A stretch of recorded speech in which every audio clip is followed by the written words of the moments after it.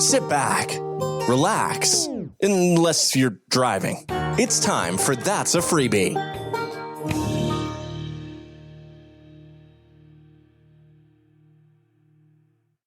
You're listening to That's a Freebie, the only podcast that mixes all the latest news from my little world with interesting stories from the rest of the world.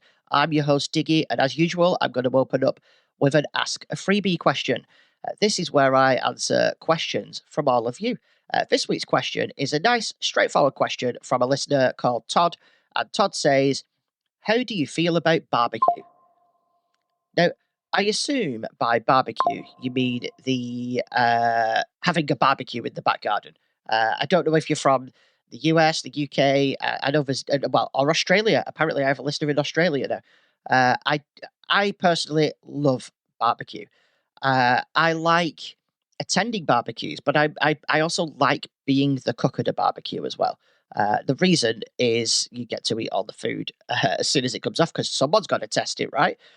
No, I love sausages. I love burgers. I love chicken. I love all the things that come off a barbecue.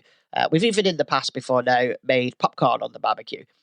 It wasn't that good, but we tried.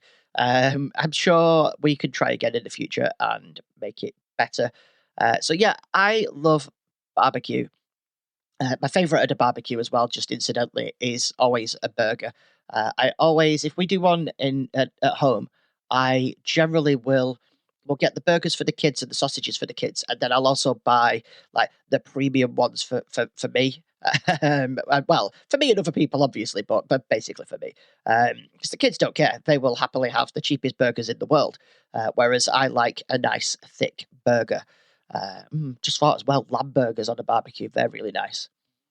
This is making me hungry, getting ready for summer.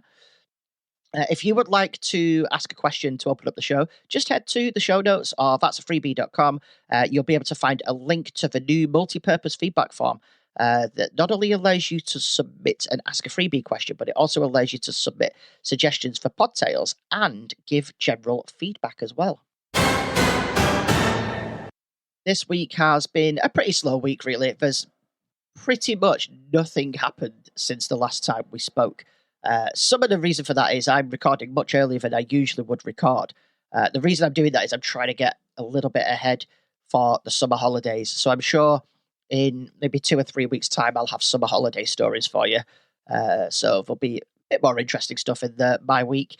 But yeah, this week, the big thing that happened was that I managed, in fact, when I recorded the last episode, so earlier on in the week when I recorded the last episode, I hadn't realised that I'd left my phone in the car attached to the MagSafe holder that I have in the car, fully on display to everybody with all the windows down and the car unlocked, because I'd never bothered locking it because the windows were down anyway, so what difference did it make? It was there all day, so from about 9 o'clock when I got home from dropping the kids off until I left to pick the kids up at 3 o'clock. And it was fine, it was safe, it was all good. I hadn't had a need to pick it up at all that day. There was a point where I was like, where is my phone? Not too sure. And then when I left to pick the kids up, I was pressing the thing on my Apple Watch to make my phone go bing, bing, bing, bing, bing, bing, bing, bing. And I couldn't find it anywhere. I couldn't hear it. So I did get a bit panicky, but I got to the point where I was like, I've no choice. I need to go and get the kids. I'd even used to find my phone, which was like, yeah, it's here at your house. I couldn't find it. And I did not have the time to continue looking. So I was like, well, it says it's near the house. It's fine. It can't be that far. It's probably fallen in the sofa or something stupid like that. It's never happened to me that, but I just assumed something like that had happened. Anyway, when I got in the car, sat down, started the car, unlocked my phone, pressed play on my podcast, and then I started driving down the road. And then halfway down the road, I was like, oh, that's where my phone is. I hadn't even considered it. I just started playing the podcast. Yep. So yeah, if your phone's missing, maybe check outside in your car. What else happened this week? Nothing, but I do have a question about children, right? What is it with kids wanting to use a spoon to drink a drink?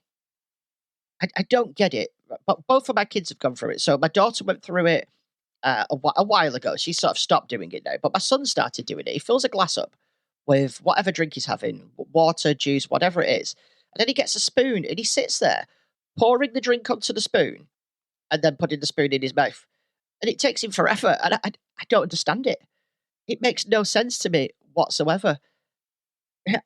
Like, if anybody there understands the psychology of why that's a thing, let me know, because I've genuinely no clue. This week, I am telling food on a stick to buzz off.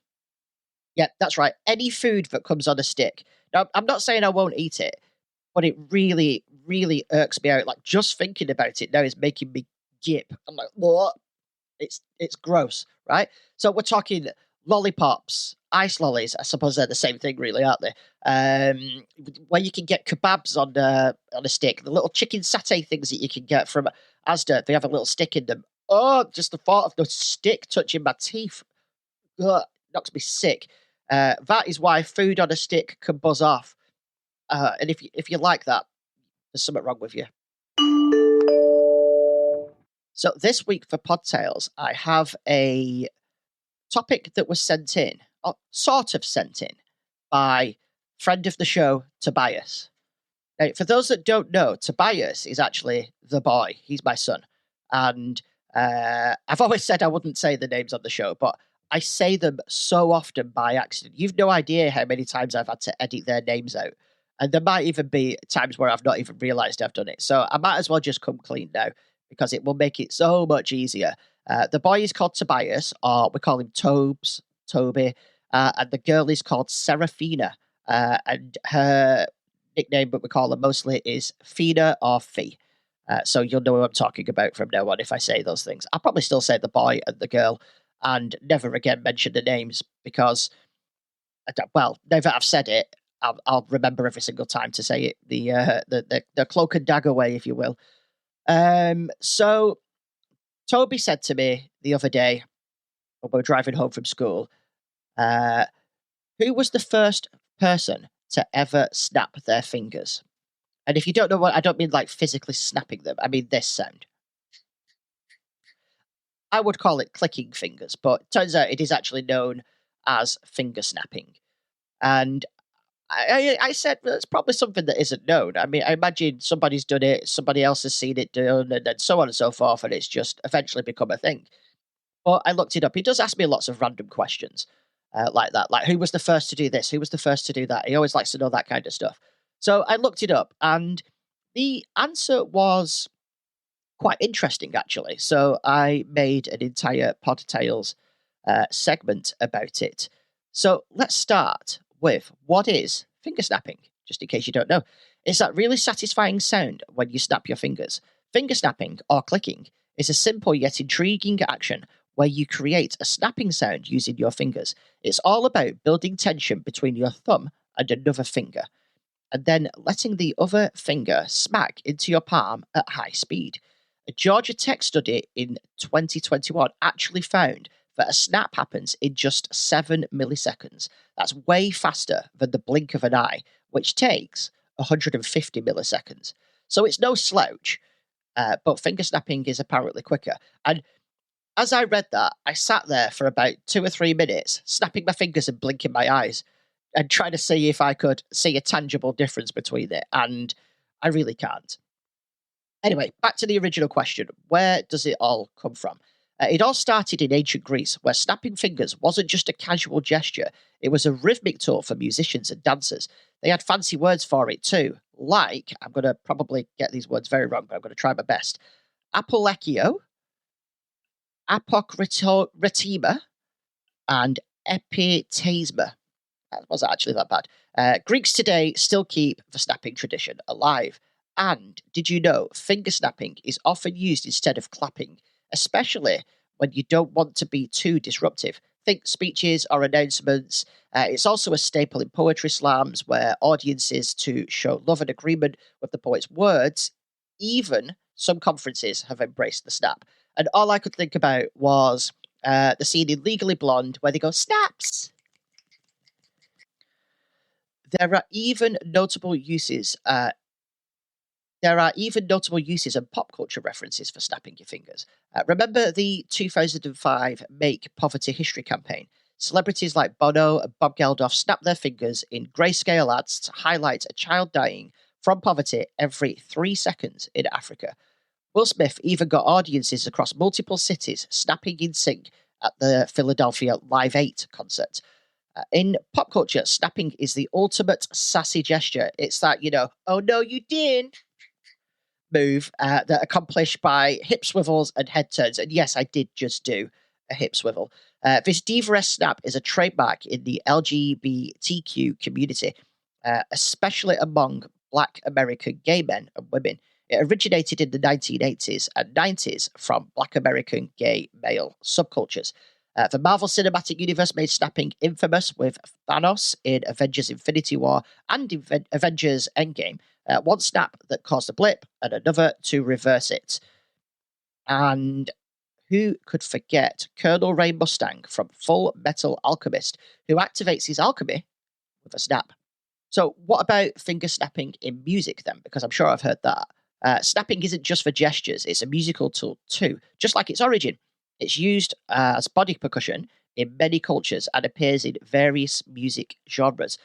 Think, I'm going to get this name wrong as well, think Angelo Badalamenti's soundtracks for Twin Peaks and Lost Highway, or the iconic Addams Family theme song.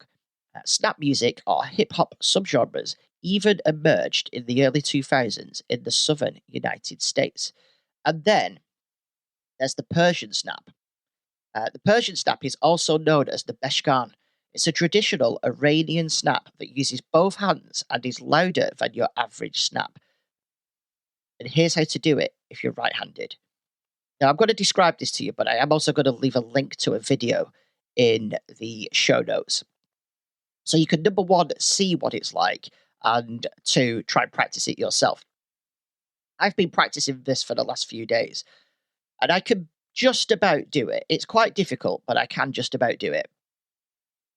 But I am yet to have it louder than just a regular finger snap. So I'm going to try it again now. So you place your hands together and you rotate until the 3 right-hand fingers are at the junction of the left-hand fingers.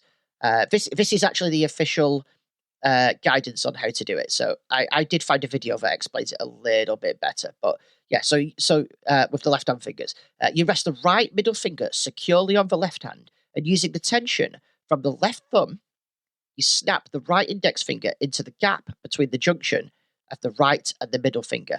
And there you have it, a cultural, historical, and musical journey through the world of finger snapping. Next time you snap your fingers, remember you're participating in a rich tradition that spans the globe and even the cosmos. Thanks for that, Thanos. Happy snapping. And I'm going to try now. Are you ready? That was the Persian snap by me. If it came out, I'm not too sure if it picked it up. I heard it in my headphones. We'll see. Interesting note, I can also snap with every finger on my hand at the same time. Well, not the same time, one after the other. I'm going to try and do it now. Probably not going to be able to do it now because I'm saying it into a microphone and sending it out to the world. But let's give it a try. Are you ready?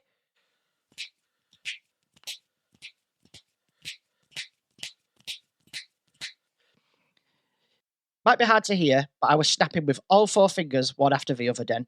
And that is what made Toby ask this question. He's been practicing for about 6 to 7 months to snap. And now he's working on snapping multiple fingers. And he's doing really, really well. I've never seen him put so much effort to something in all his life. And that is finger snapping. If you want even more That's a Freebie, then you should join That's a Freebie Plus. All you need to do is head to the show notes or, again, that'safreebie.com, and you can click the link where you can join for just £4 a month, and you get access to the Uncut feed. Now, this is the same feed that you already listen to, but with an extra bit at the end and no cuts, no edits whatsoever. The extra bit at the end is the That's a Freebie Plus topic, and that's every single week I add a topic. This week, I'm actually going to be asking a question that was sent to me by multiple listeners, and it's about how do I make the Podtails sections of the podcast. So if you want to know how I put all that together, all you need to do is subscribe to That's a Freebie Plus. You will also get access to the exclusive members Discord, and any specials that I make, you will always get access to first, just like the main feed. You get access to that as soon as I finish recording it, so that you can listen to the show before anybody else. And if you don't want to, or you can't join That's a Freebie Plus, because I get it, there are lots of podcasts out there asking for your money, and you've got to be selective on who you give them to. I have a limit of 5. So if I want to give money to a 6 podcast, I have to dump one. And I do it fairly regular. I tend to go through phases where I'll subscribe to like a set of 5, and then I'll switch that set around and subscribe to a different set of 5, so I can support as many creators that I can, because that's feasibly how many I can support. But at the same time, I get access to the content. So I tend to do like a 6-month cycle. I actually have a reminder set every 6 months to review my podcast subscriptions. And I'll go in, and if there's some that maybe I'm not getting the benefit from, I'll go and make a change. And it works quite well for me. Obviously, whatever works for you is the best. I would love it if you could subscribe consistently. But honestly, it's your money. You do what you want with it. If you want to support me, that is also beautiful. Thank you very much. Let's move on. This week's pick of the week is another podcast, because if you recall, I'm going through all of my podcasts in alphabetical order and telling you what they are. And this week is a wonderful podcast that I've listened to for years now. Probably one of my very first mainstay podcasts that I subscribe to, and it is Clockwise. Clockwise is another tech podcast, and what they do, they have basically 4 people each week. 2 of them are the hosts, 2 of them are guests, and they have 30 minutes, and each one of them asks a tech-related question. Although I've got to admit, they're not always tech-related, but it is considered a tech podcast. So their sort of tagline is 4 tech topics over 30 minutes. So one of them asks a question, and then each one goes around and answers the question, and then they move on to the next person. They ask a question, each one goes around and asks a question, and repeat that 4 times. It's really, really good. The permanent hosts of it are Dan Moran and Micah Sargent, both really, really good podcasters, both interesting people, and they have 2 guests each week. And the guests are pulled from a pool of fairly frequent regulars, but you do from time to time get somebody new on. I've actually discovered new podcasts through listening to Clockwise, because I'll hear somebody on there who I've found funny, or I've just enjoyed listening to them participate in the conversation. So I've got to look that person up, and then discovered that they have their own podcast, started listening to that podcast, and so on and so forth. It sort of just completely snowballs from there. So yeah, this week's pick of the week is Clockwise. I will leave a link in the show notes so you can go listen. If you'll recall, last week I asked the question, what do you do if you realize you need to turn around in the street? Now, what I meant by that, which I think is fairly straightforward, is you're walking down the street, you realize you're going the wrong way for whatever reason, or you forgot something. What do you do? Are you the kind of person that just stops dead, turns around, and walks back? Or do you, like me, make a big show and dance out of it and go, oh no, I forgot something, and you just sort of wave your arms around like you're so frustrated and flustered, and then turn around and walk back? Or do you do the thing where you cross the street round the other side and then you walk back that way? I sort of do a mixture of all 3. I do from time to time just stop dead, turn around and walk, which is unbelievably annoying for all the people behind you. So, maybe don't do that one, or at least have a quick check over your shoulder first to make sure it's okay to do so.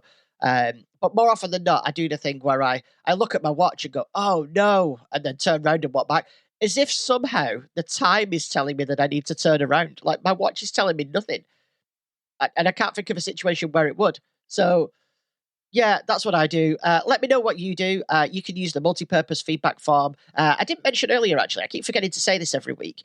But you can use the multifunction feedback form to send in suggestions for Podtails topics as well. If there is something that you would like me to talk about, or me to research and talk about, feel free to send a suggestion in, and I will take a look at it. I have actually had a suggestion. Somebody asked me to look into sleep paralysis, which is a really interesting topic because, well, for me it is because I've had sleep paralysis a number of times. So that's led to the upcoming weeks we're going to have. Are you ready for this? We're going to have the summer of sleep. Yep. That's where I'm going to start looking at a couple of sleep related topics. One of them is sleep paralysis. I'm not going to tell you what the other one is. The other one is scheduled for next week's episode, I believe, if memory serves me right. I can't remember now. It's either next week or the week after, because I have a lot of Podtails episodes written, or segments written, not episodes.